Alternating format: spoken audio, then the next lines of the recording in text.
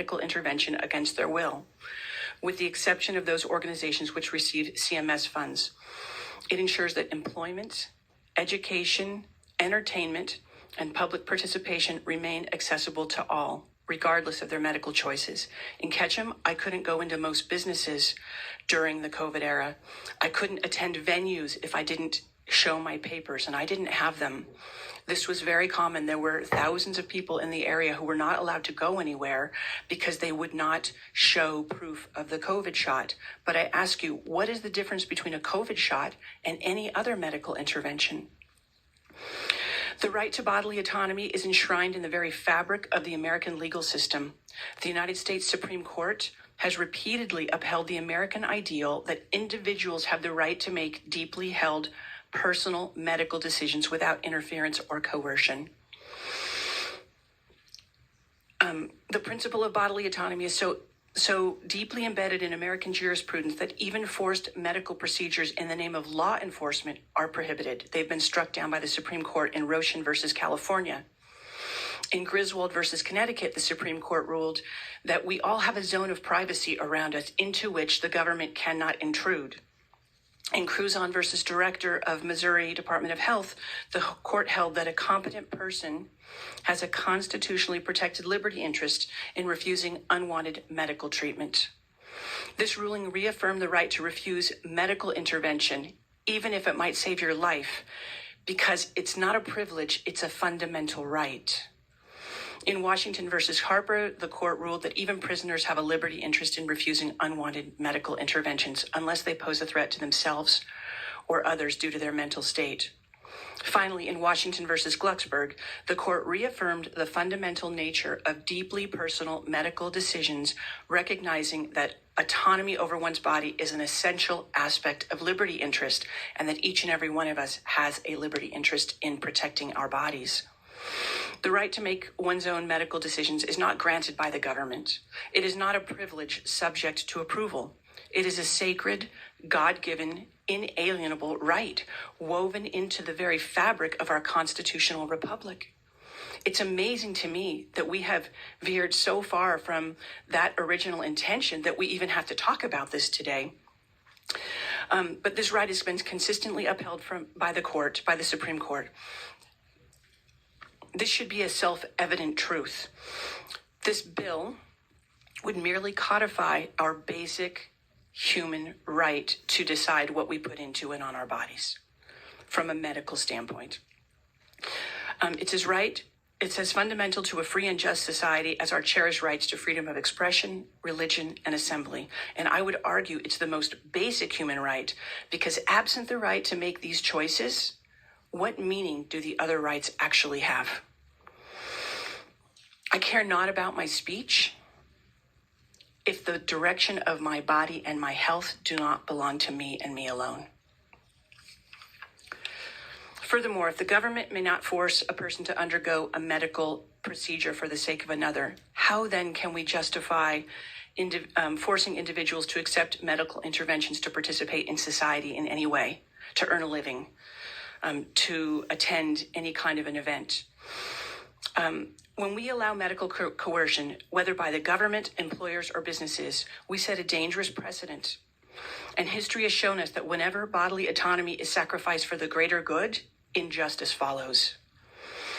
Just consider for a moment how those engaged in worship in northern Idaho during COVID were arrested for that crime, or how the family whose newborn baby in northern Idaho was kidnapped in the first few days after birth when the parents declined a hepatitis B vaccine, even though newborn babies don't engage in sex or IV drug use, the risks that lead to hepatitis B. Consider the Supreme Court case Buck v. Bell, in which the Supreme Court upheld that the forced sterilization of individuals deemed unfit to reproduce. In his opinion, Justice Oliver Wendell Holmes wrote, 3 generations of imbeciles are enough. All for the greater good of society, of course. That decision, later recognized as a moral stain on our society, serves as a grim reminder of what happens when government is given power over personal medical decisions. This is a slippery slope when we allow well-intentioned policies to infringe upon individual rights.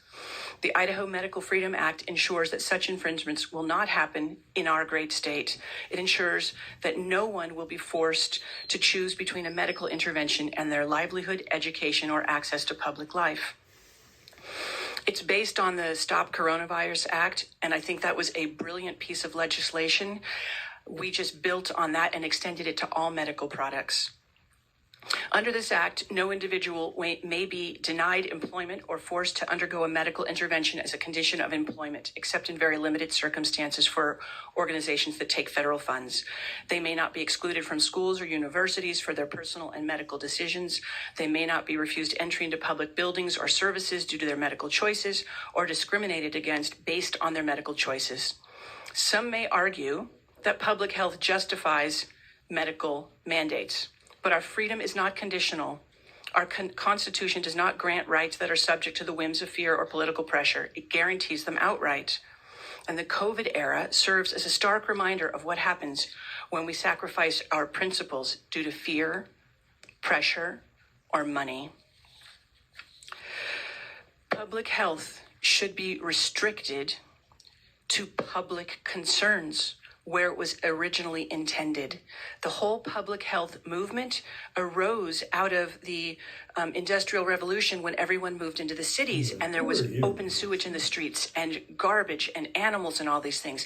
And public health radically revolutionized American health in a very, very positive way, but it never deigned to intrude into the personal decisions of individuals.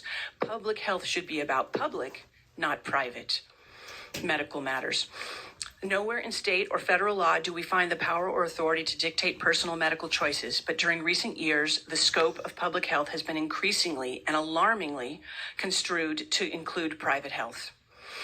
At the heart of medical freedom is the ethical principle of informed consent, a pillar of modern medical ethics. It is universally acknowledged that every individual has the right to evaluate the risks and benefits prior to any medical intervention. Lady, I got COVID from somebody that didn't get the COVID shot. We all know about the Nuremberg Code.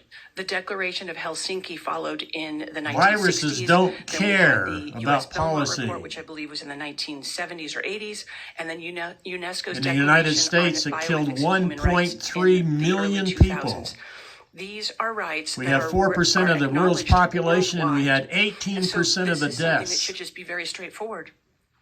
When a person is forced to undergo a medical intervention under threat of losing their job, education, or public services, that is not consent. It is coercion, and it does not belong in a free or just society. There's a man here today. Doug Cameron.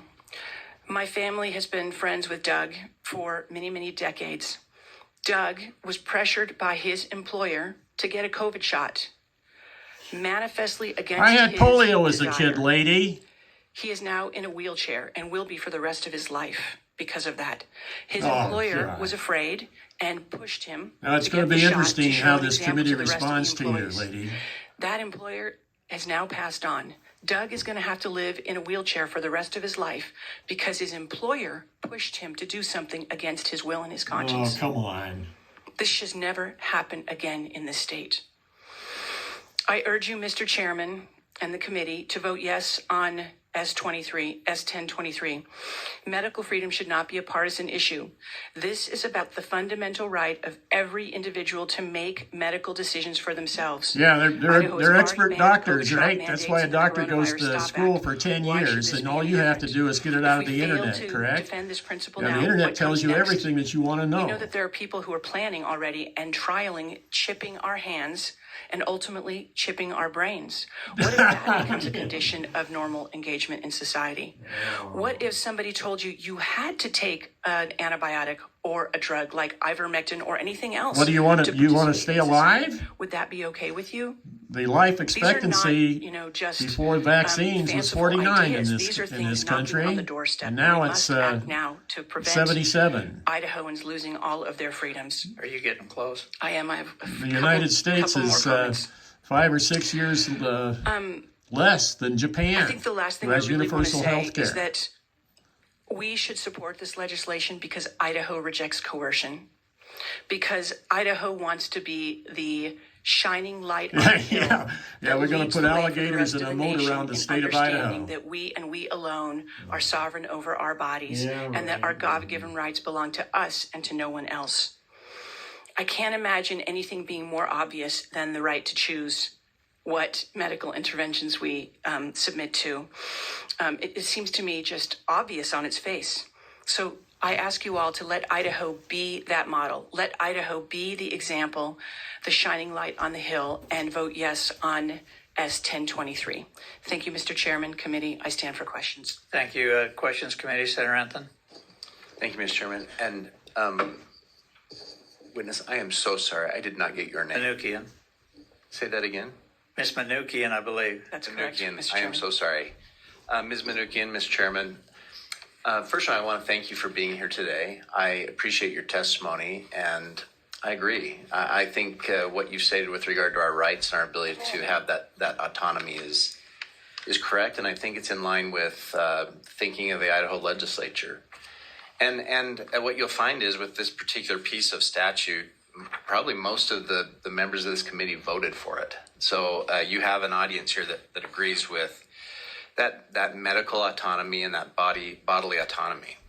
So when we look at this piece of legislation, what I have to now figure out is how to thread the needle to make sure that it's defined well is where I'm at now. And so I'm looking at the definition, and I just need to all the principles you discussed, I'm 1,000% behind. Now I have to just understand that am I drafting this bill correctly, right? Is the law going to work right? And so the definition is where I'm at.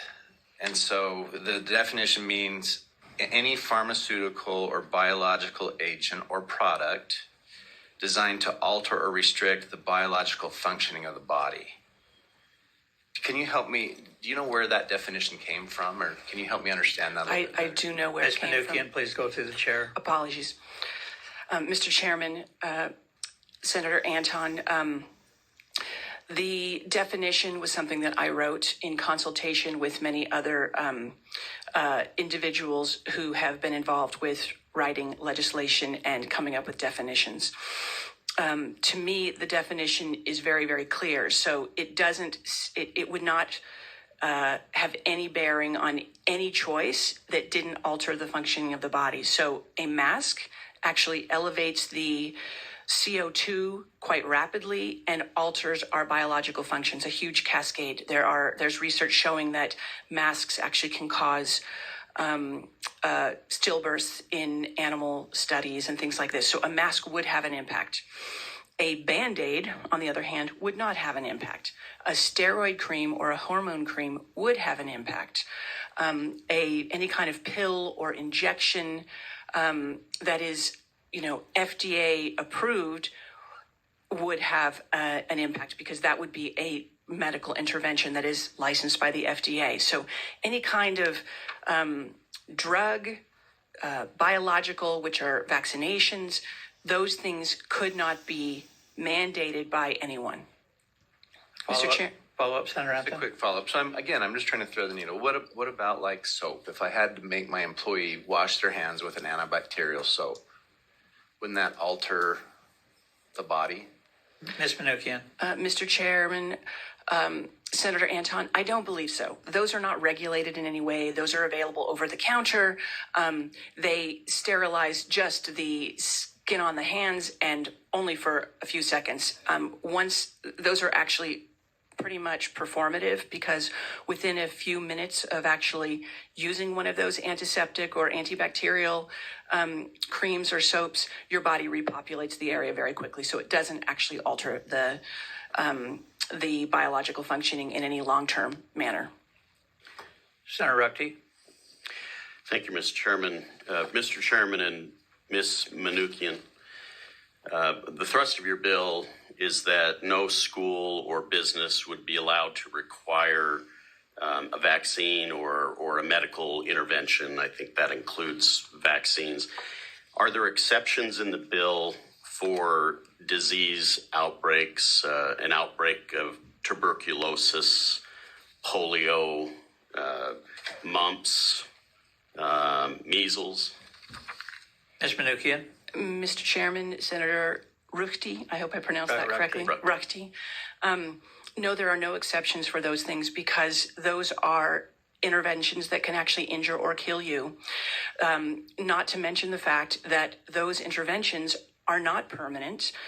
There have been thousands and thousands of cases of mumps in the last 20 years in fully vaccinated populations. In, I think it was 2006 or 9, there were 6 or 8, 10,000 college students, all fully vaccinated or 98% fully vaccinated, developing mumps. Same thing applies to whooping cough and many of these diseases. Mumps is given and when many a child people is actually born test at positive for about tuberculosis, two even years though they old. don't have tuberculosis. Hey, you're lying, or you're false strep on our narratives, and that's skin, baloney. even though, or many of us You're do, not a even though we medical don't doctor. actually have those diseases. This is not something that I think should be forced on anyone. How many hours One, have you spent because I on the think it's internet wrong finding to actually things force that someone to, support this false narrative that you're making to do about something to their body against their will. vaccinations? But two, because no one else I bet knows you don't our, go to the Mayo medical Clinic to background. get information. No one else knows They our only needs. serve about No 2 one else knows what's million best for people us, from around and the no one world for has to live with the diseases, and they consequences of our also choices. Like Doug Cameron. support Senator vaccinations. Ruchti, follow up? Just one follow-up. Thank you, Mr. Chair and Ms. Manukian. Do you disagree with this statistic that the polio vaccine was licensed in 1955, and from 1951 to 54, an average of 16,316 paralytic polio cases occurred, and 1,879 deaths from polio were reported? I caught it in 1953. Mr. Chairman. Manukian. Mr. Chairman, Senator Ruchti, I don't disagree with the actual data, with the numbers, but I do disagree that it actually reflects what happened in the country. And here's the reason: this is what is always, explained or You're an anti-vaxxer. Vaccines are Robert challenged Kennedy, are with this you a data. friend of and here's the thing: Robert what most people don't know. F. Kennedy When the vaccine Jr.? for polio There was was just, introduced, the diagnostic criteria to determine come whether or on. not someone had Baloney. polio was changed concurrent with the introduction of the It shot. was just It approved went by from having to require Senator Crapo, only 2 days of paralysis to, I believe breaking it was the 60 tie days of vote of paralysis. 13-13, And it went from and having voted no for blood test to having 2 blood tests. Kennedy In addition, to be the all the cases that had Secretary been of the attributed to Health and aseptic Housing, meningitis and Coxsackie HHS. virus were folded in with polio until Baloney. they introduced the polio shot. And after that, they separated them out, which artificially lowered the lady, number of polio you're cases and deaths absolutely. How in the attributed world to are they polio. allowing this And woman? it bears mentioning I that in guess it's countries that freedom never of introduced speech, the but she polio has vaccine, no validity. She has polio no died out as credibility, well. and I can There's vouch for a that because I had large body of polio. evidence that I'm also a polio, member of the Rotary, is actually who donates $100 million results or from $50 million to match Bill neurotoxins Gates's that are put into the $250 million environment. every year to eradicate So I totally polio disagree with what in the Africa. actual data suggests. Pakistan even and though I think the Afghanistan numbers has are, it's the reported only as places such. in the world that And have can polio, except now in the United States with this anti-vaccine from Pull idiots your like mic over close. There. Robert Just F. one Kennedy follow-up, and then Jr. I'll be done with this witness. Thank you, Mr. Chairman and Ms. Manukian. Then how about this statistic? Smallpox from 1900 to 1904, an average of 48,164 cases and 1,521 deaths. Do you disagree with that statistic? Ms. Manukian. Mr. Chair, Senator Ruchti, yes, I do. If you actually analyze the data, what you will find is that smallpox died out after they ceased using the vaccination because it was causing more cases than it was helping. And that was the same thing with polio. And let me just say, I actually made an award-winning documentary on vaccines. It came out in 2011. So that film was vetted scientifically by a leading pediatrician and the world-renowned rheumatologist, the founder essentially of autoimmune research in the world. I'm just sharing that I've been researching this issue for over 20 years. Yeah, I used right. to think exactly Sure. what you think, Senator. We have a lot of Ruchti. people I used like to you be that, completely in that camp until I started doing a deep dive. Deep And I dive, learned yeah, you're that an actually expert. what we've been told about our history About it, with yeah. respect to infectious And she's no diseases and disease doctor, right? mortality is not accurate. Just like Robert Senator F. Kennedy Jr. is no doctor. Thank you, Mr. Chairman.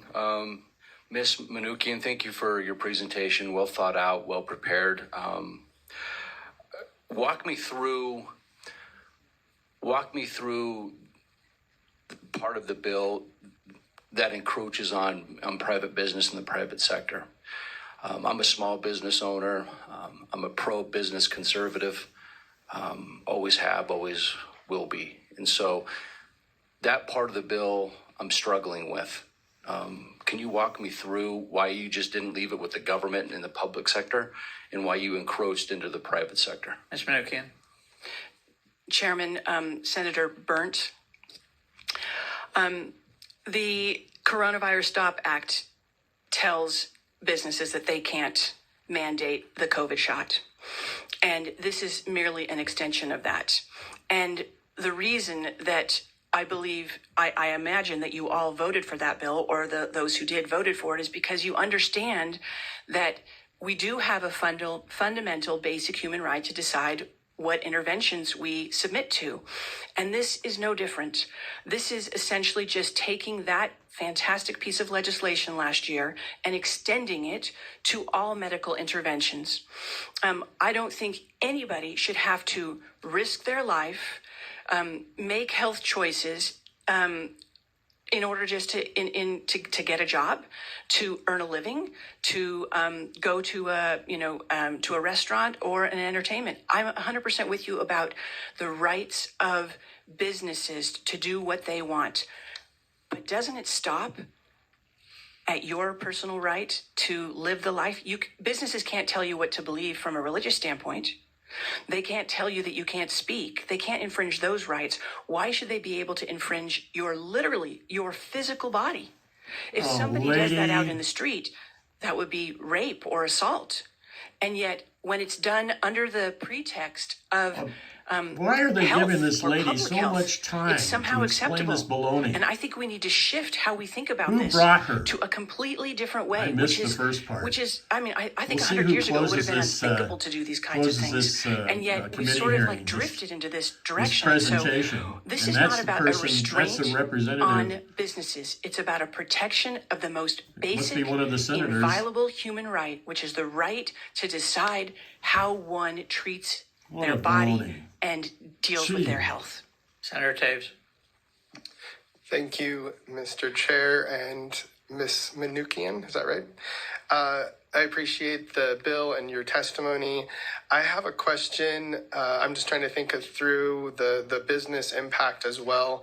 And I'm wondering if anything in this bill would prevent a business from testing for communicable diseases.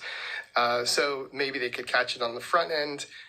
Would that be a case of medical intervention in your understanding, or is that maybe some way that a business could operate with this legislation in place? Ms. Manukian. Mr. Chair, Senator Tays, the testing, I think it would really depend, but may I respectfully request what businesses test right now for anything and or ever have in our history other than for coronavirus? That was deemed necessary in the last 5 years, and it turned out that it was based on a lot of hype, exaggeration, etc. So I don't think that that's even something that we should be considering. That said, I suppose if someone were to spit into a vial or something to be tested, that would be, that's clearly not going to affect you. But I mean, I know people who did the swab up their noses and it punctured the membranes surrounding the cerebrospinal fluid, and they had it leaking down the backs Who of gave their her an throat. audience? That's too far. Senator Taves, follow up? No. Don't see any other questions. We're going to go to some testimony and lead off with Alex LeBeau. Thank you, Mr. Chair. Thank you. Welcome to committee. Just introduce yourself for the record and who you represent. I'll give you a couple minutes. Thank you, Mr. Chairman. I'll be brief. My name's Alex LeBeau. I'm the president of the Idaho Association of Commerce and Industry. We represent hundreds of thousands of employees and employers from across the state of Idaho, and we're here in opposition to this piece of legislation. However, I'd like to state that we appreciate the zeal and the philosophy behind the legislation. We share that view. I mean, it was Oliver Wendell Holmes, a Republican appointee to the Supreme Court, said, "Your rights end where mine begin." But we still oppose this legislation based on the way it's written. The original legislation, the scaffolding that was carefully and deliberately negotiated over 2 years with many of the folks in this room, we were part of that negotiation. We thought at that particular point in time we had reached a compromise.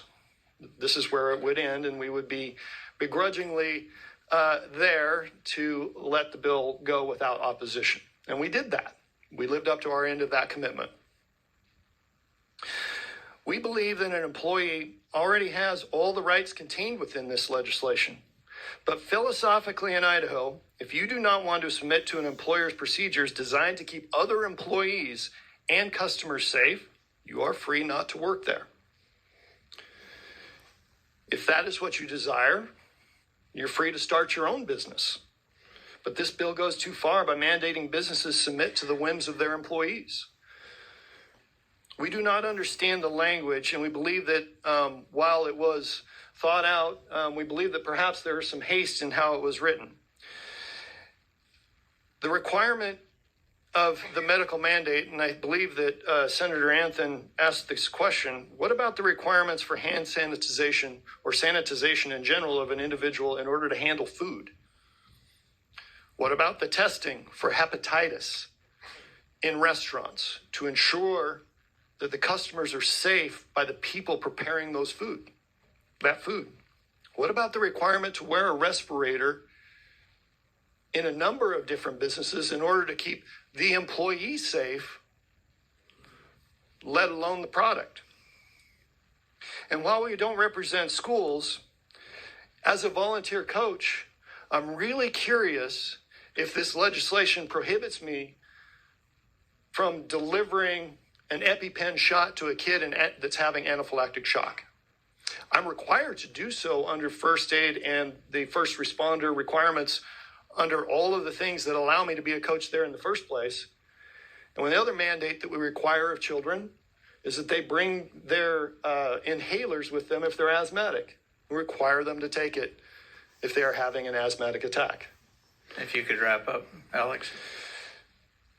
For these and larger philosophical questions, we are the least regulated state in the union. We'd like to stay that way, and we respectfully request that you hold this legislation in committee. Mr. Chairman, I'd be happy to address any questions. Are there questions for Mr. LeBeau? Thanks for being in committee, Alex. Thank you, Mr. Chairman. Katie McCullum? Katie's not here.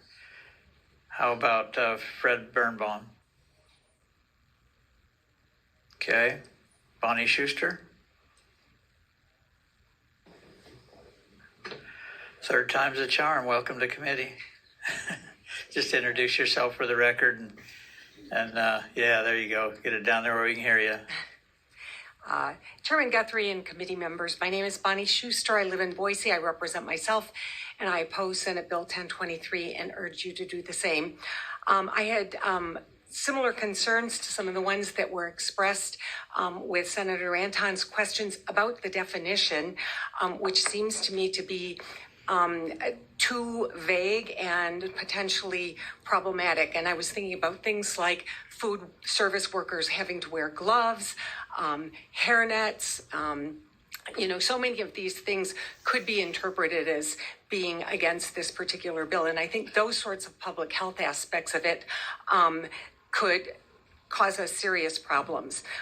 With regard to the vaccinations for children in school, we don't mandate every child has to be vaccinated.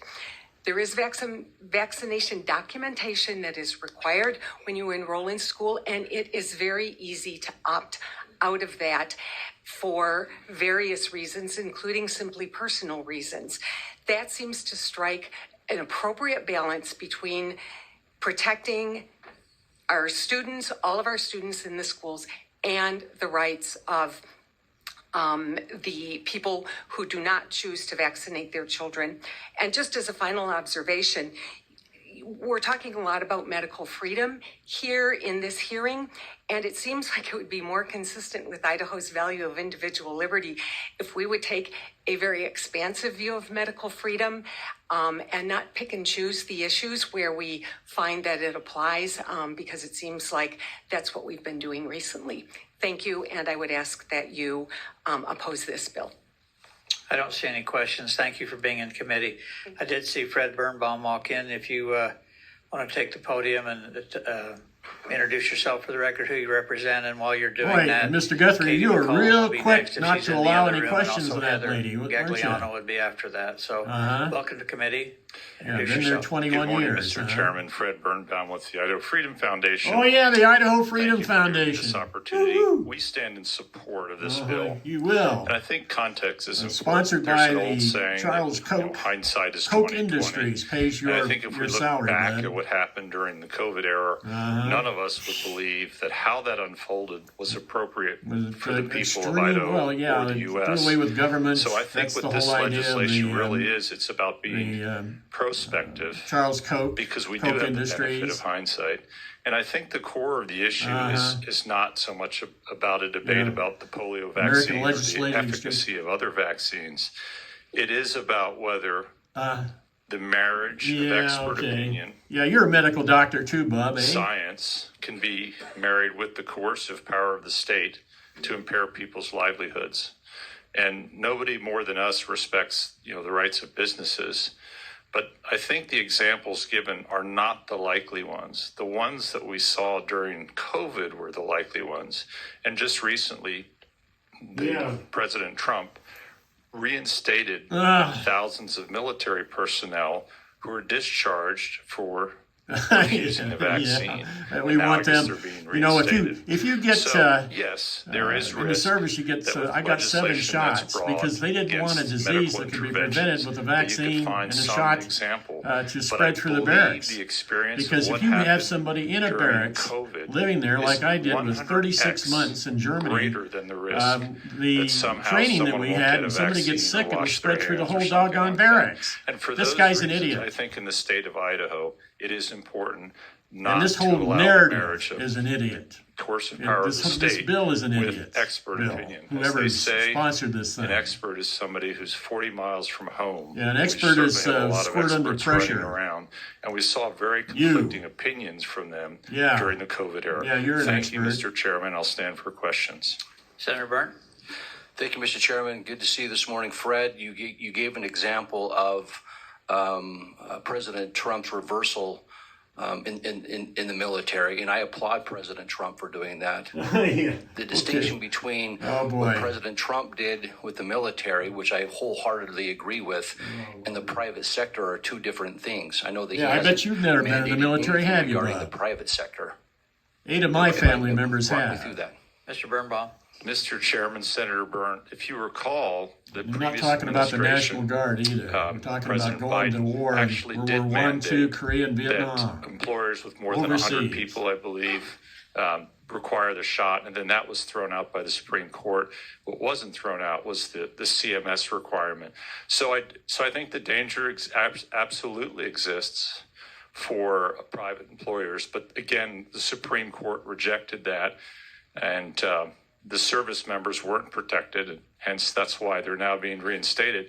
And frankly, losing your livelihood is sort of today's equivalent of going to the gulag, right? We don't send people to gulag, but most people, if they lose their livelihood, their life is impaired. You're perhaps preaching the forever. same kind of baloney that Thank you, Mr. Chairman. Thank you, Mr. was in Birnbaum. Germany.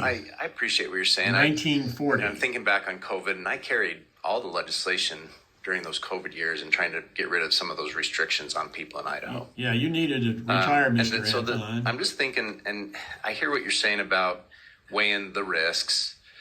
The testimony I heard this morning was this would take care of some of the mask problems.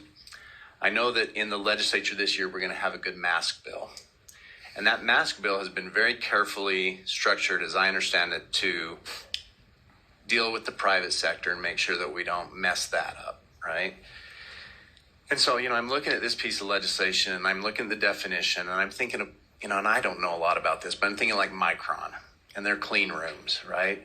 And so I know that what I do understand is you get in those clean rooms, you're going to have to suit up, mask up. And what I heard in testimony today is that when you force somebody into that mask situation, the testimony was that will trigger this piece of legislation. And I know that I've got a mask bill coming later that will carve out some of the oppressive stuff we saw during the coronavirus years. So you see, I'm weighing all this out, and I'm looking at this definition. I'm thinking, man, this is really broad. And then I'm going to have these two pieces of legislation hitting each other. And so I'm weighing all this out, and I'm saying maybe we can fine-tune this definition just a little bit and still arrive at the place where we need to be on both those pieces of legislation. So I know you're a smart guy, and you know what I'm saying. And so this is what I'm weighing out, and I'm trying to be very, very careful about how we draft statute so that we don't hurt our businesses and that we still protect these liberties. And so I'm just throwing that out for you to comment maybe on it. There was a compliment in there. You're welcome to comment. Thank you, Mr. Chairman, Pro Tem Anthony. So, although normally we don't speak about other legislation, I am familiar with the mask bill, and for the record, it does have carve-outs related to respirators and things, and that made sense. I think the thing that this bill goes after, and I don't know if I can get to the core of your question in terms of the overlap of this bill with the mask mandate per se, mask mandate prohibition bill, to be clear. But I do think if you look at the core of the issue, this bill was a repurposing of the Coronavirus Stop Act. So I think our framework, is it really relates to that. I guess it's hard for me to see that someone who works in a Micron clean room will claim that the necessity, because they obviously understand what they're doing and it's a very high-tech environment, they would then go to Micron and say, under this, I'm not wearing that. I mean, anything's possible, but I don't think that is really in my opinion, respectfully, Pro Tem, I don't think that's the core of the issue. I think the core of the issue is what happened, and this is why this bill repurposes the Coronavirus Stop Act, that the medical interventions that destroyed people's livelihood was very much tied to, and the mask didn't destroy people's livelihoods. I mean, they might have hurt people's health, but taking a vaccine that they didn't want come that in on. hindsight, and now we can be prospective, Are you was do you have damaging to people, pipeline to and it was even Putin? pushed on minors, and we have tons of data that it was absolutely unnecessary. I think Oh, that's the my core goodness. intent of this How in the world? legislation. Okay, I it's probably going to be didn't interesting. address Anthon is exactly sponsoring these what you were bills. asking. Could this be better drafted? I think it's Putting tight everybody enough, at risk in this Mr. state, plus Chairman, visitors good coming members of into the this committee, state. and I don't worry too And the much about tourist the industry. overlap with the mask bill. Okay, thank you for testifying. Thank you, Mr. Chairman. Heather Gagliano. Mr. Chairman, Oh, sorry. Senator Ruckty looks like he has a. I do have a question for Mr. Birnbaum. Yeah, Senator. Thank you, Mr. Chairman, Mr. Birnbaum. You know, one of the lessons we learn when trying cases is you learn lessons from your last case, but you don't look at your next case as though it's going to be absolutely the same. And I think coaches do the same thing. Learn from the last game, but don't assume that your next game is going to be the same as the last one. And I come back to this idea that we're taking whatever lessons you've drawn and others have drawn from the coronavirus, where hundreds of thousands of people died from the virus in this country, and whatever defects you found in the response to that, and we're going to cement those in legislation restraining our businesses and our schools to protect their employees and our children. Why do you think we should put into statute the lessons you have learned from coronavirus when we don't even know what the next disease that we're going to be facing an outbreak from is going to be?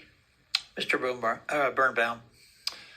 Mr. Chairman, Senator Ruckty, you know, you're asking a speculative question. I mean, we have the history of diseases up until now, and there've been all sorts of variants. And I guess I'm trying to place my thinking about what the next disease would be. Yeah, you're a doctor, actually right? Flip this around. the elements of the medical Yeah, community. I and found it. certainly I the found it public on the health internet. community, and certainly the recently Putin pardoned put it Dr. there. Fauci. They have undermined the public trust Oh, my goodness. in our view. And In your view, that's yeah, not Charles Koch. that's not our fault. It's not the fault of the citizenry.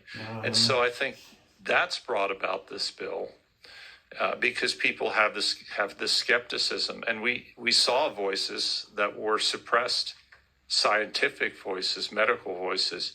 So I would say, and this was brought up by the sponsor, in earlier times this wouldn't be necessary, but we're looking at what happened recently, and that's why we support the legislation.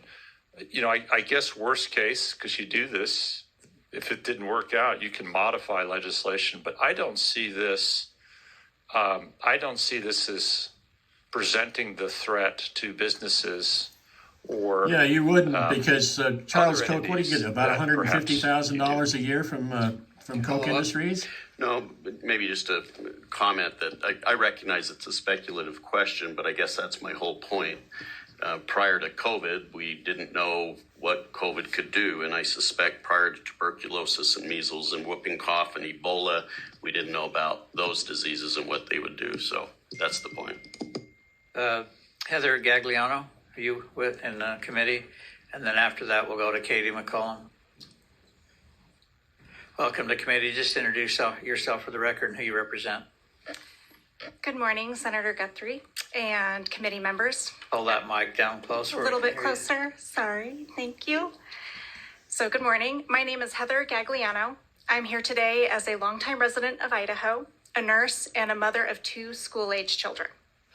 Just recently in Idaho, we had 2 school districts closed down to massive amount of illness in students and staff. In 2024, we had over 1,000 cases of pertussis here in Idaho, and those were mostly in school-aged children. Some of those individuals had to be hospitalized. Diseases thought long gone are now back in the U.S. and back in Idaho. Children should be in school learning and not waiting for entire schools to get sanitized due to mass illness. So vaccine rules in schools is a value for Idaho and the United States.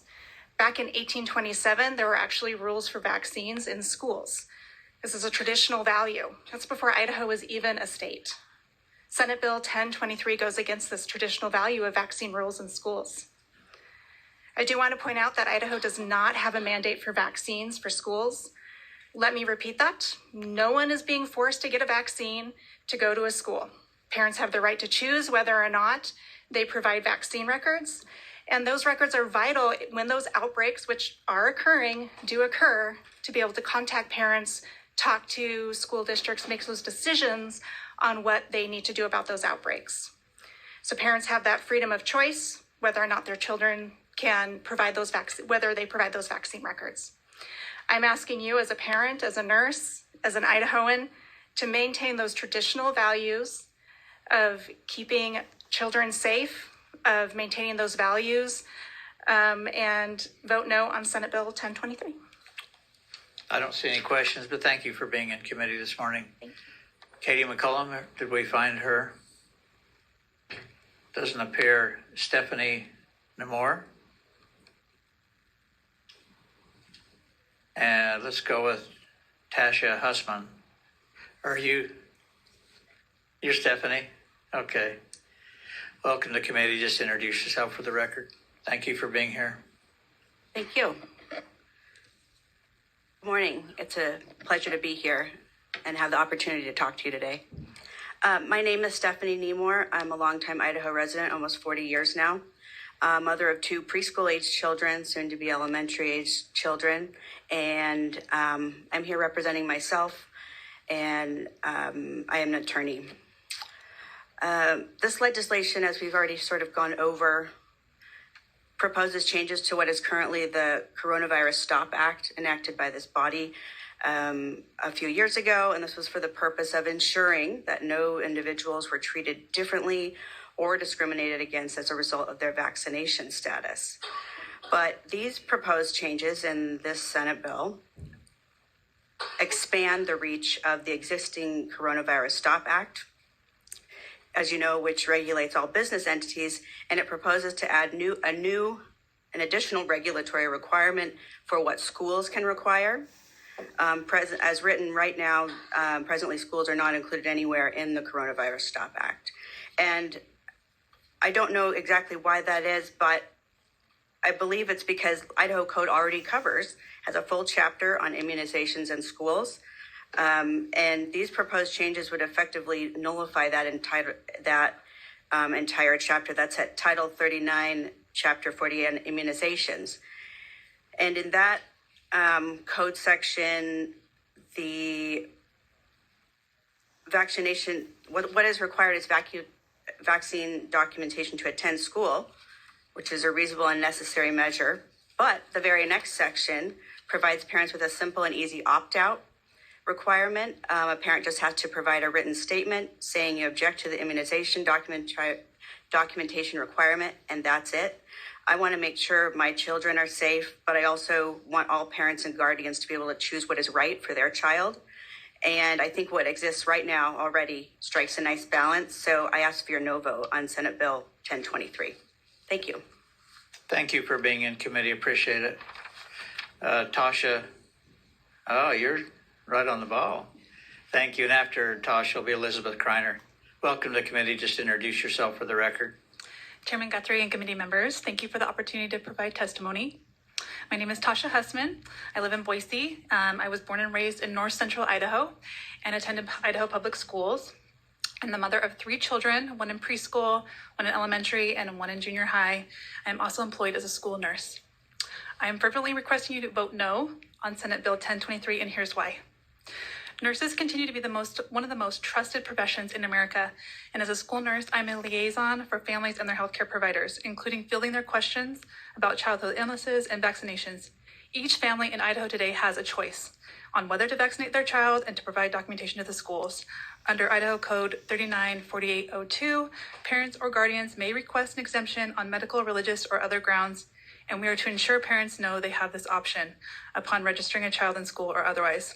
When I am contacting parents who have not yet submitted documentation, whether it's an exemption or a vaccination record, they're always grateful for the reminder. Because let's face it, life as a parent is busy, especially when you're registering a new child in school or starting kindergarten. Parents trust the nurses and their schools to be safe places to send their children. Right on. As mentioned before, we've had a new emergence of measles and high cases of pertussis in our state this last year. I should have the confidence of sending my children to a school that has records in place so that when and if an outbreak occurs, we have data to drive decisions on how to best handle those outbreaks. Simply closing schools for mass cleaning causes major education and economic disruptions for families. As a nurse in this potential situation, I want to continue to be trusted to be best serve my school community with all the data and resources that are available to me. This bill ties my hands behind my back. I ask you to hold the line with parental choice and freedom we already have in place to avoid the further disruption to families and education. Please vote no on Senate Bill 1023. Thank you. Thank you for being in committee. Elizabeth Kreiner, and after that will be Kaylin Cleveland. Mr. Chairman, I just had a question for her. I'm sorry, sometimes your mic gets hidden behind the... come on up, back up. It sounds like you're not going to get away that easy. Great. Senator Ruckte. Thank you, Mr. Chairman. I missed your name. Tasha Hussman. Hussman, Ms. Hussman. Thank you, Ms. Hussman. Are vaccination rates for measles in kindergartners decreasing in the state of Idaho? Ms. Hussman. Mr. Chairman, thank you, Senator Ruckte, for that question. Yes, they are decreasing. Exemption rates for kindergarten are increasing. Am I answering your question correctly? We currently are at, I believe, 14%, which is well above the United States average. And just one follow-up. Yes. Thank you, Mr. Chairman. And as those rates of those vaccination rates decrease, are cases of measles increasing? Ms. Hussman. Yes, thank you, Mr. Chairman. Yes, measles are increasing in the state of Idaho. We're seeing more emergence. Just in the last 20 years, we have not seen a single measles case in Idaho. And last year we had, I believe, at least 20 new cases in 2023. Oh, my goodness. Thank you. Don't see any I've had other measles questions. when I was a kid. Elizabeth Kreiner. It's not fun. And then Caitlin Cleveland will follow. Elizabeth, Those newborn welcome to committee. 12 Thank you, vaccines Mr. Chairman, will members of the prevent that. committee. My name is Elizabeth Kreiner. I'm here today on behalf Causes of heart Food problems Northwest. later on in Food life for Northwest is a children. trade association representing food processors in Idaho, Oregon, and Washington. We were another organization that was involved in the negotiation and work on the underlying law that exists today, and have concerns with respect to some of the language that's already been discussed this morning. So I would just add that we too have concerns with the way this has been broadened. Food manufacturers have certain requirements of employees in order to protect the public, in order to best ensure the safety of our food supply. And we believe that there are some gray areas in the language here that create concerns. And as you can imagine, businesses don't want to get into gray areas and litigation unnecessarily, because that drives up the cost of doing business. So we would ask you to vote no on the bill today. Thank you for being in committee. Senator Byrne. Thank you, Mr. Chairman. Ms. Kreiner, what would be some of the gray areas that you're talking about that you have concerns with in the bill? If you can be more specific, I'd appreciate it. Thank you. Ms. Kreiner.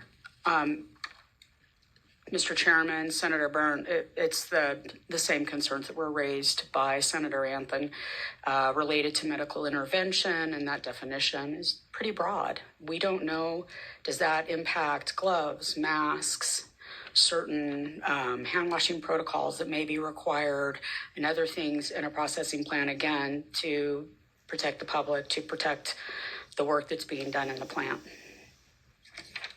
Thank you, Elizabeth. Thank you. Let's go with Caitlin Cleveland, and then Pam Eaton will follow. And if Katie McCullum's in the other room, just wave or get my attention when you come in. We'll sure have you come up. Welcome to committee. Introduce yourself for the record, and the time's yours. Thank you, committee chairman and committee members. My name is Caitlin Cleveland. I am here today as a born and raised Idahoan, a mother, an immunocompromised patient, and a pharmacist, which makes me uniquely qualified to speak on this issue. And I strongly request you to vote no on this bill. First, as a parent, I believe the government is overstepping their right by enacting this policy. Part of my decision in choosing which daycare to put my son in was whether or not they required vaccines. Parents like myself should be able to make that decision, just like parents currently have decisions on whether or not to vaccinate their child. Second, as a single parent and immunocompromised patient, I'm concerned about my ability to provide for me and my son. First, if my son gets sick, I have no one to watch him, so then I have to stay home from work. Second, if I get sick from something he brings home, then I have to stay home from work. One cold or flu or case of measles can be enough to wipe out any sick or personal leave that I might have. And then with multiple occurrences, I risk looking at taking unpaid leave, which then puts me at risk for paying my bills, paying my mortgage. This in turn can lead to unnecessary costs to the state, because at this point I would need state funding and welfare in order to provide. And this is not just for me and my son, but other families who are in similar situations. Third, as a healthcare worker, my concern extends past my son and I's safety. We have these requirements in certain settings for a reason. For example, hepatitis B is a very serious liver infection that is spread through blood contact. There is no curative treatment, and because it is so serious, every healthcare institution I have worked in has required you to either provide proof of vaccination or at least write an acknowledgement saying that you understand the risks of this bloodborne pathogen and that you decline being vaccinated. This still gives us a choice on whether or not we want to be vaccinated, but it also prepares us for the case of an outbreak or exposure. Vaccines are critical to reducing outbreaks, serious complications, hospitalizations, and even death from these diseases. So I urge you to reject this bill and keep our vaccination laws as they are for the health and well-being of my family in Idaho. Thank you. Questions for Ms. Cleveland? Don't say any. Thank you for being in committee. Pam Eaton. Welcome to committee, Pam. Thank you, Mr. Chairman, members of the committee. My name is Pam Eaton, President and CEO of the Idaho Retailers Association, which includes pharmacies, the Idaho Lodging and Restaurant Association, and the Idaho State Pharmacy Association. And every once in a while, there's a bill where all three associations do oppose or support, and in this situation, all three do oppose this bill. For a lot of the reasons that you've already heard. You've heard the healthcare reasons. That's why a lot of our pharmacies, you've heard the business reasons, that it's infringement on business rights. But a couple things came up in earlier testimonies and some of your questions and comments that made me think of a couple other reasons, which we identified, but I wasn't going to talk about, but I will now to give wider testimony. So one of the things that came up was an EpiPen, and another thing to think about is Narcan. So we passed state law to allow business entities and others besides the individual to carry and have EpiPens and Narcan in case there is an allergic reaction or in case there is an overdose. In all businesses. So for example, many restaurants have EpiPens available and in their restaurants in case there's an allergic outbreak. Pharmacies have been trying to, not only do they carry the Narcan, but they also try to encourage other family members and other businesses. And I know that the police force and those types of businesses also carry Narcan in case they come up with an overdose. So the question with this, and whether it was intentional or non-intentional, is there's question on would anybody be liable in the businesses if that was administered? And I think it is unclear. So with that, I will stand for questions. I don't see any questions. You brought up an interesting point. I'm wondering where defibrillators would fit into this conversation as well. So anyway, thank you for being with us, Pam. Yep. Misty Cardfeld. And I'm going off the sheets that have signed up at the door. Or Catherine Jones. Somebody's coming. It looks like we're getting one from across the way. Welcome. Are you Misty? I am. Yeah, just introduce yourself for the record, and thank you for being in committee. Thank you, Senator Guthrie. I'm Misty Carlfeld. I run Health Freedom Idaho along with Sarah Clendenin, and I stand in favor of this bill. And there's been a lot discussed today, and I'm not going to waste your time restating things that have been said. Mm-hmm. So I'll just share my own testimony. I have an autoimmune disease that nearly took my life, and it was a vaccine injury. Oh, yeah, The Mayo Clinic gave me 7 to 10 years to live, and 7 years if I did not do the chemotherapy, and 10 years if I did do 3 years of chemotherapy. I decided not to do that and to totally go the natural route. Now, if any of that had been mandated, like it is for kids and for other people, and especially through insurance, it incentivizes people, right? It would have been free for me to do so you're talking from your chemotherapy body. at that time. So taking the risk. Are you speaking for 330 million Americans? The natural route was completely on me, right? And so everybody handles that differently. Some people with my disease go the chemo route, and some people don't. That's right. And what we're saying here is that every individual is different. That's right. How I made my decision was I didn't look to the government. I didn't look to insurance. I looked to my maker. Right.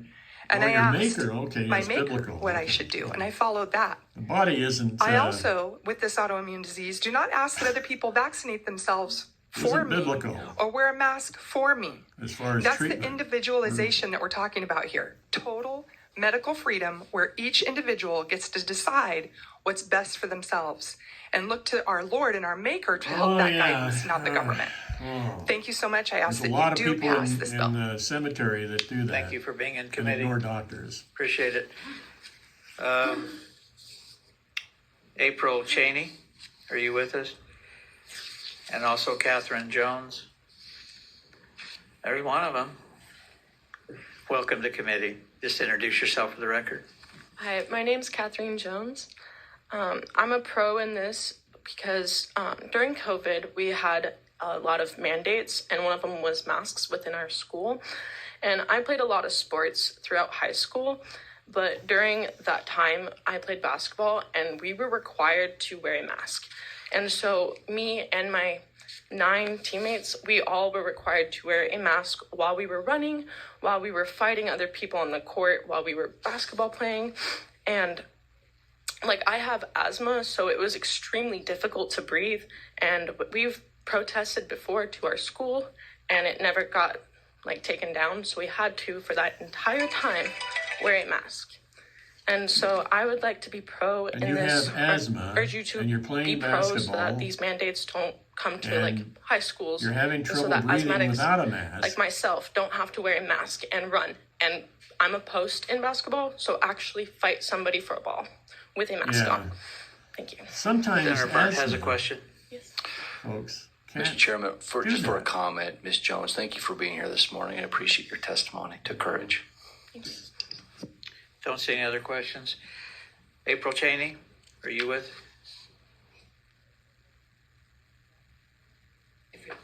Oh, okay, thank you.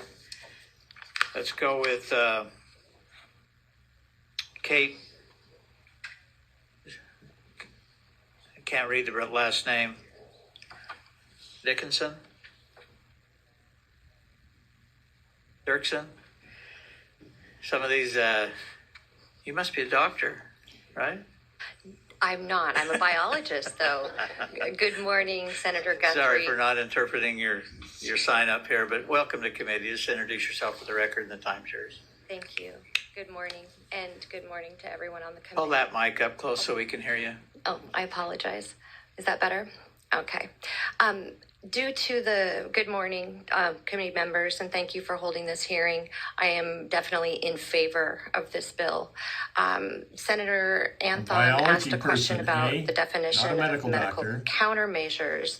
As a biologist, I've studied this from the time that it started.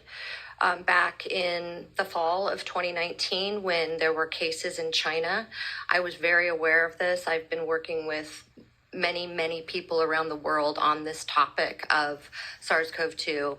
But I wanted to define the medical countermeasure for you really quickly. Where did that go? Let's see here.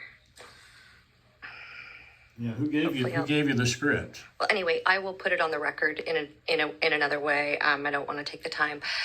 The reason why I'm in favor of this bill is because I want for future generations to have the freedoms that I did. As a biologist, I knew the virus from the doesn't get-go care. That masks did not stop Doesn't care if you're a Democrat or a Republican nanometer-sized viruses unaffiliated or from coming in or out. I knew that was completely wrong. 1.3 million Fauci himself people said died that in the United as the States pandemic was getting going. from COVID. I can Leading the guarantee world. that there are more There were voters 6 in the million state of in the Idaho, world having that grown died, up and in we had Coeur d'Alene and 1.3 living million in of them. Boise. I'm an Idahoan. So am I I. can I'm guarantee an there are more Idahoan, voters but I've that also would been agree with around. me on this I bill know in support the of Mayo this bill Clinic. than I business trust them, owners. but I don't trust I somebody like realize you, that they're concerned maybe an with a little bit of Idahoan the that's not a language, but medical doctor. I cannot tell you how impressed I was with Leslie Manukian's testimony, Fred's testimony. I'm going to work my hardest to share this information with as many people as possible spread from the a lies. biologist's perspective Old who Glenn Beck down understands there and Weston, he caught COVID twice and affected his lungs, and he was really urge you using to support this the and pass this dewormer. bill. My time's expired. I will take questions from anyone. I don't see any, but thank you for being here this morning. Thank you, Senator. Appreciate it. Thank you. Sarah Clendenson.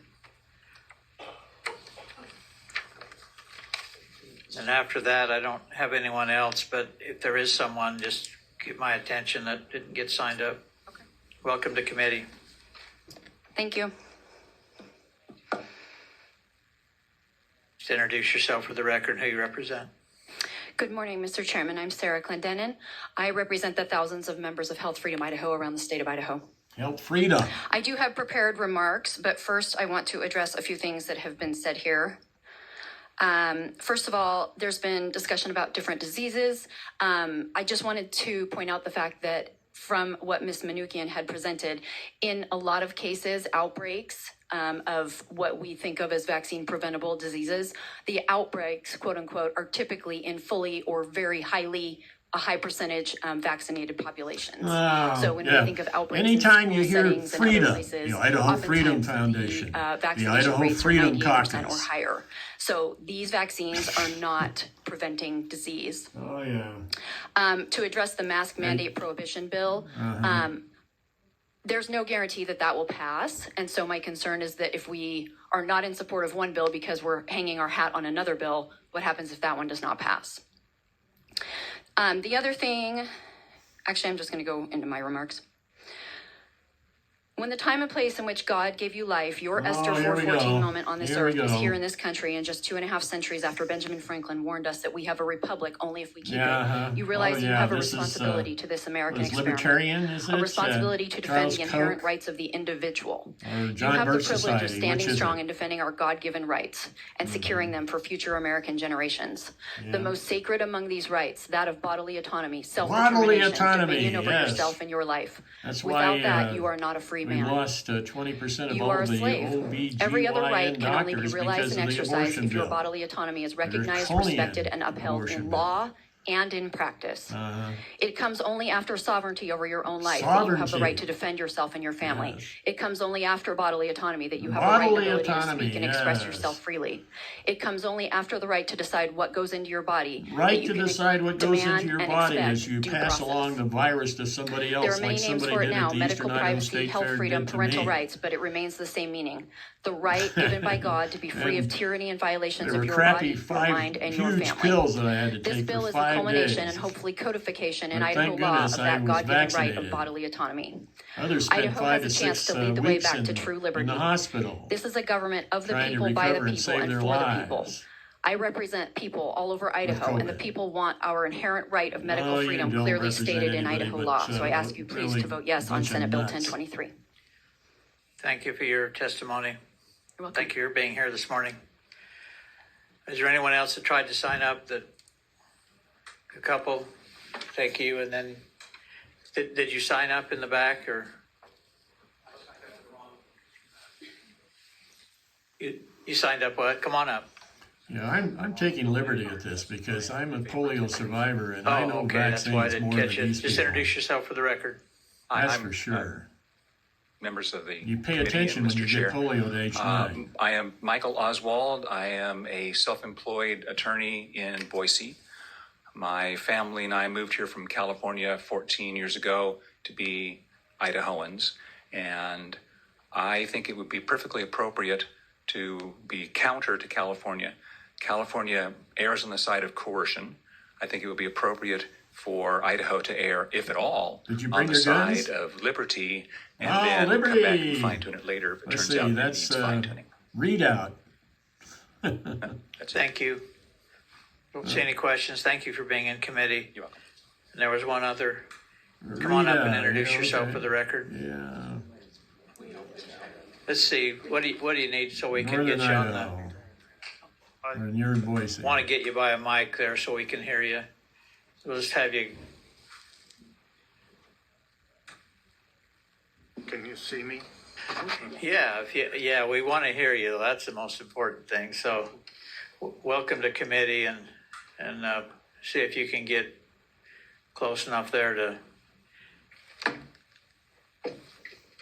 Welcome to committee. Appreciate you being here this morning. Thank you. My name is Doug Cameron, and I am 100% support of this bill. Oh, okay. And Where I you at? believe what Leslie said and Fred said are very important. Yeah. I was a farm manager, and I understand some of the issues you guys had as being business owners and stuff. And I don't think this bill is a problem that way as far as masks or anything like that.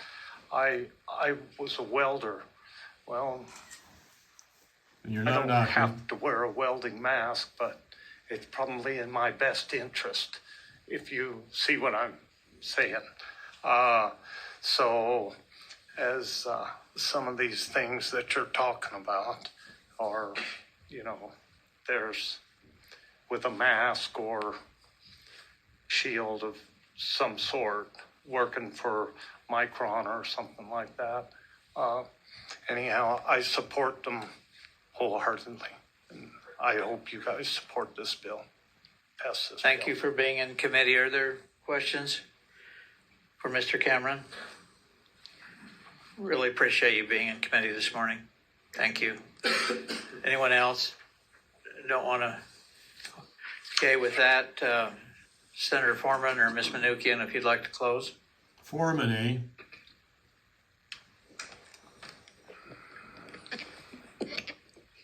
Thank you, Mr. Chairman and committee. I had a nice little closing prepared. I'm not going to use it. I want to thank everybody that showed up to testify. And with all due respect to the people who testified against, they certainly have every right to come here, and I'm glad they did. But again, with all due respect, I think that testimony missed the mark. It was just a little bit out of focus, because this bill and this issue is not about schools. It's not about businesses. And it certainly isn't about vaccines and their efficacy or lack thereof. This bill concerns itself with a matter of human rights, which transcends all other issues. Those rights belong to each and every one of you, and they belong to me as well. No government agent, no school official, no business owner can tamper with or take away my rights. And what goes in my body is my decision and my decision alone. Now, it's been suggested that, you have options in that situation. You've yelled at people. If your employer says you have to take it and you don't want to, you can go work somewhere else.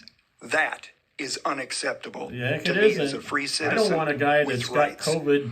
Mr. Chairman and committee, I ask you to send Senate Bill 1023 to the floor of the Idaho State Senate with a due pass recommendation, as a decision as to what a citizen puts into his or her body involves a personal choice that should be made free from undue outside influence or any intimidation. Did you do the in same essence, thing, or that maybe you weren't in decision the is a military? matter involving a basic human right. You want to I do appreciate your time, Mr. Chairman. I know this has been a long hearing. Thank you, committee, and I do appreciate your consideration.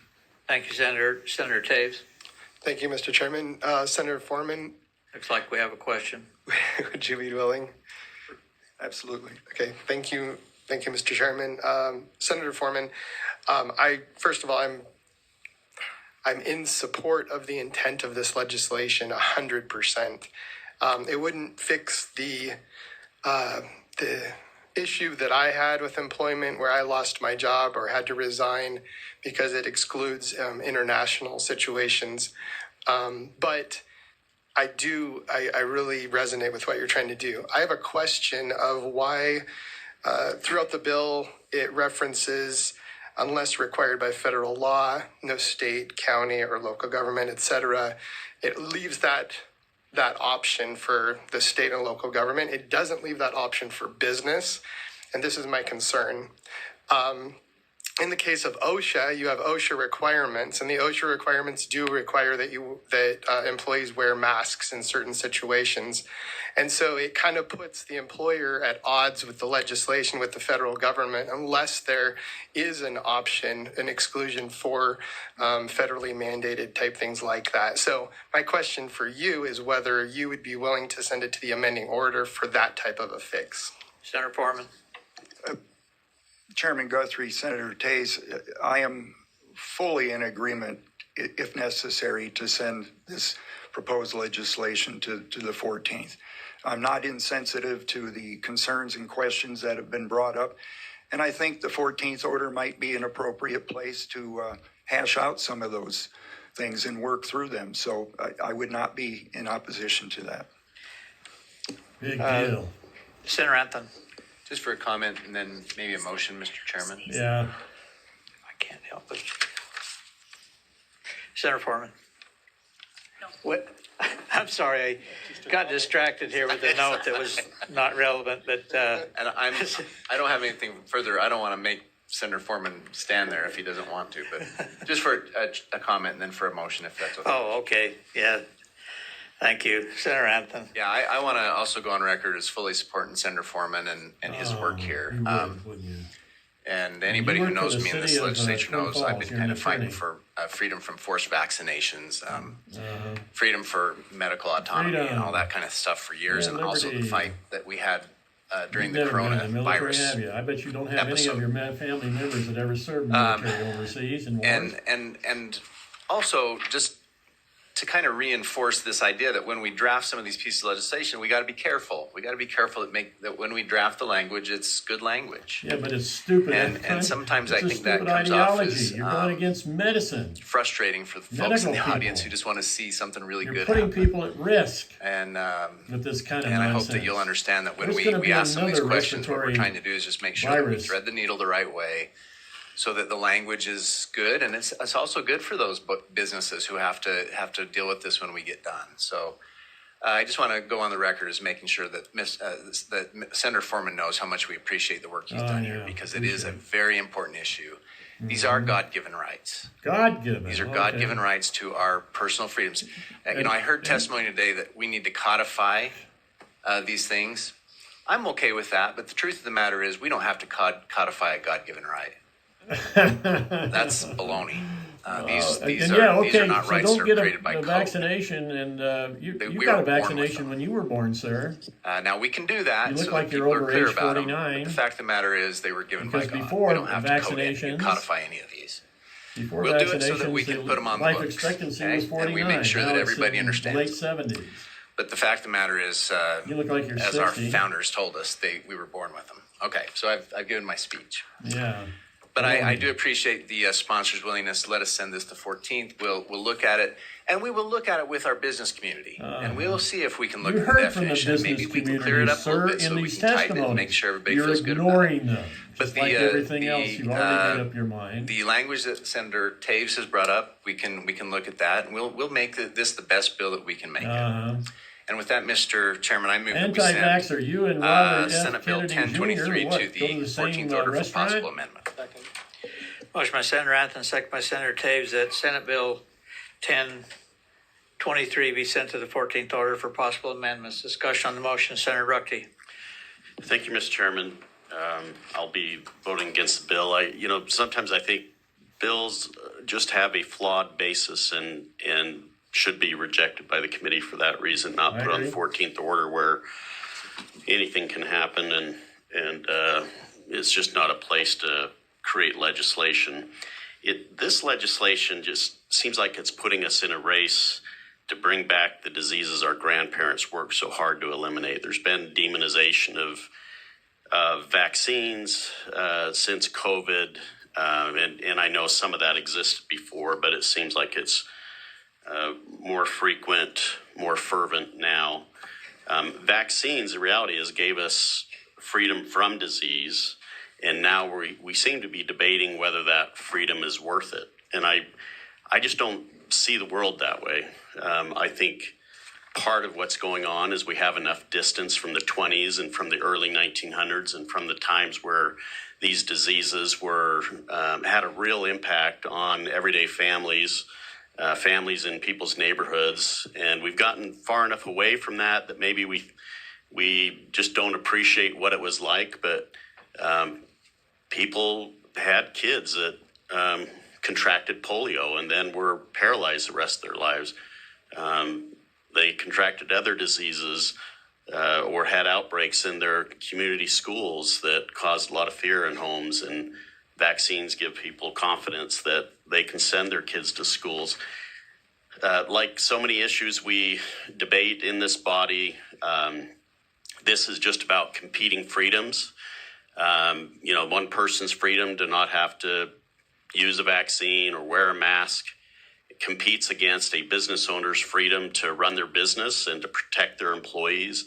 It competes against one parent's right to be able to send their kid to their local school and know that they're not going to be exposed to diseases that another family doesn't take seriously. And so we're constantly in a pluralistic society trying to figure out how to balance these competing interests and competing versions of freedom. I think we do a pretty good job of it in Idaho. I think if anything, we err on the side of individual freedom. And I say that with admiration. I think that is what we should do. But sometimes we take up issues that just go way too far, in my opinion, and I feel like this is one of them, so I'll be voting no. Senator Byrne. Thank you, Mr. Chairman. Thank you, Chairman Foreman. He's left. He's not here anymore. Did he leave? Okay. I appreciate the chairman, the good chairman, for this bill, and I appreciate everyone that's came and testified and shared their thoughts with us this morning. It takes courage, especially the young lady that came from school. That takes a lot of courage, and I appreciate your opinions. You know, when I was on the Meridian City Council during COVID, there's one thing that I learned when I look back, and that if I'm ever going to err, I'm going to err on the side of my freedom and liberty. Something that I learned then, and I hold true now. Make sure you tell the virus that. I mean, he's With going that to listen said, I to also you, right? have rights as a business owner as It well. spread through the air and at the grocery stores. Being a business owner in the private sector, and so I thoroughly I hope the agree virus with a is good pro listening to tem. you. I hope that the bill sponsor will work in conjunction with the business community to thread that needle in a way that both interests see some positive aspects and protections and the 14th order. Thank you. Senator Harris. Thank you, Mr. Chairman. The intent of this bill is pure, but I think it's important that those who choose not to vaccinate are able to opt out in a process. And I truly think more work needs to be done on this bill to tighten up the definitions and the concerns. It's an important topic, and such an important topic needs to be airtight. And I'm not sure that can be done in the 14th, but I guess we'll see how the vote turns out. But some more work needs to be done so it doesn't conflict with other pieces of legislation that are out there. And anyway, that's kind of my view. Senator Adams. Thank you, Mr. Chairman. I'd regret it if I didn't say something during this committee hearing. I was the sponsor of this original piece of legislation for 2 years, 2022 when I was in the House, and then 2023. And there was a ton of work that went into getting this right for all parties, while making sure that the bodily autonomy of Idaho's citizens was protected. There we go. Yeah. I don't think I don't think this legislation is intending to allow people to be necessarily free of vaccines. You can get the vaccine you want, but it does focus on freedom from coercion. And there's something that I just wanted to address that came up over the last several years as the original legislation was coming through, and that was, where's the line between business's right and the employee's right? And yes, a business owner owns their business, but they don't own their employees, and they definitely don't own their employees' bodies. And that in a communicable disease that's one of the reasons that around I was so passionate about this legislation. And I'm going to support the motion to send it to the 14th. I do have the same concerns with the definition. As I mentioned before, getting it right is critical moving forward in this realm of legislation. And so I just wanted to be on the record your friends, or stating that, Mr. Chairman. Thank you. Thank you, Senator. Don't see any other discussion. Again, we do have a motion that Senate Bill 1023 be sent to 14th order for possible amendments. Those in favor indicate by saying aye. Aye. Any opposed? Nay. Senator Ruckty and Senator Guthrie be recording as voting no. Motion carries.